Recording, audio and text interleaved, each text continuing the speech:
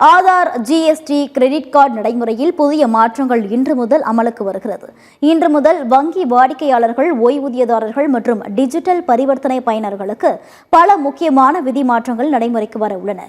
இதில் புதிய வங்கி காப்பாளர் விதிகள், ஆதார் புதுப்பித்தலில் எளிமை, எஸ்பிஐ கிரெடிட் கார்டு கட்டண மாற்றங்கள் மற்றும் எளிமையாக்கப்பட்ட ஜிஎஸ்டி பதிவு முறை ஆகியவை அடங்கும்.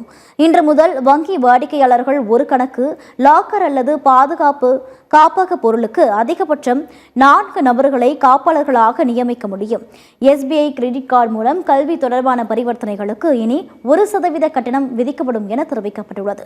ஆதாரில் ஆவணங்களை பதிவேற்றாமல் பெயர், முகவரி, பிறந்த தேதி மற்றும் மொபைல் எண் போன்ற விவரங்களை ஆன்லைனிலேயே திருத்த முடியும் என்று கூறப்படுகிறது. ஓய்வூதியதாரர்கள் இன்று முதல் 30ஆம் தேதி வரை தங்கள் வருடாந்திர வாழ்நாள் சான்றிதழை சமர்ப்பிக்க வேண்டும் என அறிவுறுத்தப்பட்டுள்ளது. மேலும் அரசு ஊழியர்களுக்கான தேசிய ஓய்வூதிய திட்டத்தை ஒருங்கிணைந்த ஓய்வூதிய திட்டமாக மாற்றுவதற்கான காலக்கெடு நவம்பர் 30ஆம் தேதி வரை நீட்டிக்கப்பட்டுள்ளது. மேலும் ஜிஎஸ்டி எனப்படும் புதிய சரக்கு மற்றும் சேவை வரி பதிவு முறை இன்று முதல் அமலுக்கு வருகிறது.